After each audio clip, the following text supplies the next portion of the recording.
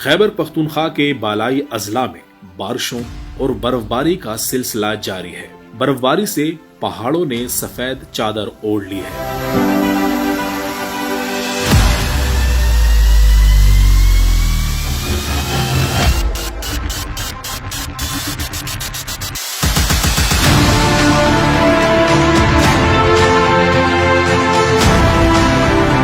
تمام ضلعی انتظامیہ چھوٹی اور بھاری مشینری کے ساتھ ہر قسم کے ممکنہ حالات کے پیش نظر تیار ہے۔